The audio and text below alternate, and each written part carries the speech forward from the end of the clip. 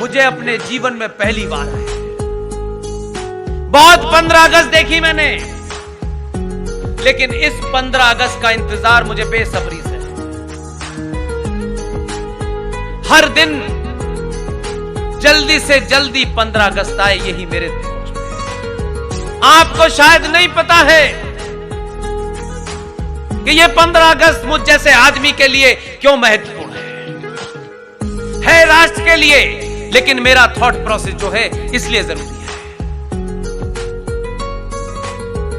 जिस आदमी को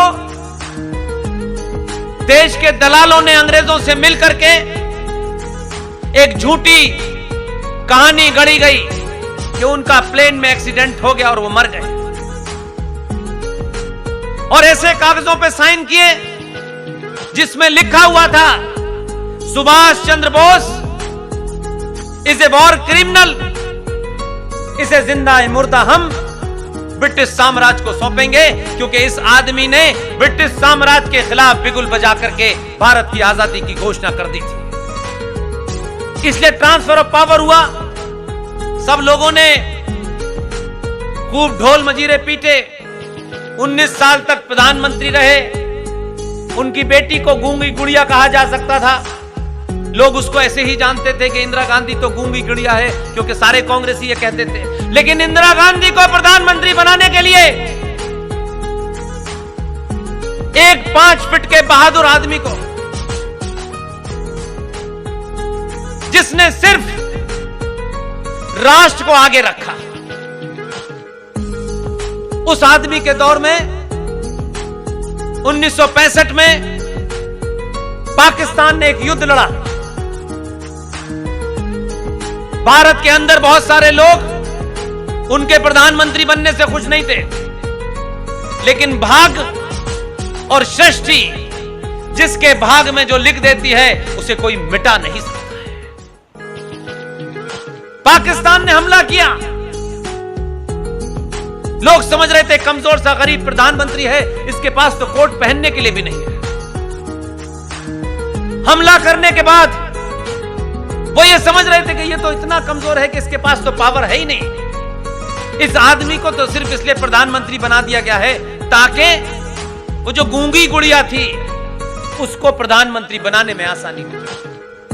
लेकिन ऐसे समय में उस गरीब परिवार का एक बच्चा जो प्रधानमंत्री बन गया था, जिसको शायद यह भी अंदाजा नहीं था कि वो कितने दिन प्रधानमंत्री रहेगा, लेकिन जितने दिन भी रहा उसके जीवन में एक घटना घटी कि पाकिस्तान ने गलती से हमला कर दिया।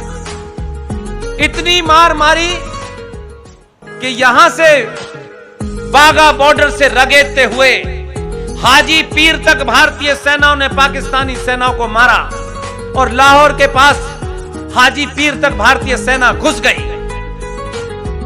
उसने घोषणा कर दी कि फौज अब वापस नहीं आएगी, लाहौर में ही रहेगी। लेकिन भारत के सियासी दलालों ने अपने अंतर्राष्ट्रीय दोस्तों से मिलकर के उस प्रधानमंत्री लाल बहादुर शास्त्री को मजबूर किया कि वो ताशकंद जाएं और उस पर समझौता करें। और अपने दोस्तों से मिलके, क्योंकि वो दोस्ती मुझे अब भी नजर आती है, उस पार्टी के कुछ लोग पाकिस्तान जाते हैं और वहां के इंटेलेक्चुअल के बीच में बैठ के टेलीविजन पे कहते हैं आप हमारी मदद कीजिए मोदी को हटाने के लिए।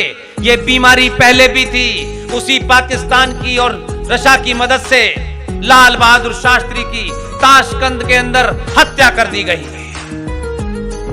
क्योंकि ये प्रधानमंत्री अगर वापस आएगा तो पूरे देश में पॉपुलर होगा। हम वहां से निकले हैं, इसलिए आज आप लोगों के लिए ज्यादा बड़ी खुशी की बात होगी, क्योंकि कम से कम आपको इस बात का हमेशा घमंड रहेगा, हमेशा आपका माथा ऊपर रहेगा कि आपने जिसको भेजा उसने कितनी कानून बनाए, कितने हटाए, ये कभी कोई राष्ट्र याद नहीं रखता। राष्ट्र याद रखता है कि इसने ऐसा कौन सा काम किया है जो आने वाली हजारों साल तक नस्लें उसको देख करके प्रेरणा लेंगी और उनके अंदर एक अलग शौर्य पैदा होगा। जिस आदमी को एक जहाज की घटना में मार करके उसे गुमराह करने की कोशिश की, उसको सत्ता से हटाने की कोशिश थी, वो हट गया। लेकिन ये मेरे और आपके भाग्य की बात है। जो लोग इस बात से दुखी रहते हैं हमारे जीवन में ये नहीं हुआ, वो नहीं हुआ, आपके जीवन में कुछ घटनाएं ऐसी हैं जिसके आप आई विटनेस, साक्षी बनेंगे,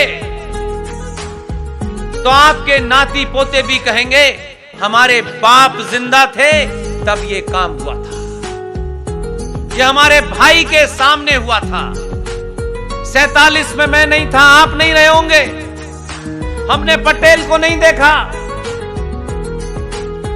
हमने सावरकर को नहीं देखा, लेकिन आज एक भूमिका हमको मिली है। इस भूमिका को अगर सही तरह हम निभा दें तो यकीन मानिए आने वाली नस्लें, अगर आपकी मूर्ति नहीं भी लगी होगी तो हजारों करोड़ों लोगों के दिलों में आप बसेंगे। इसलिए इस लम्हे को जाने मत दीजिएगा।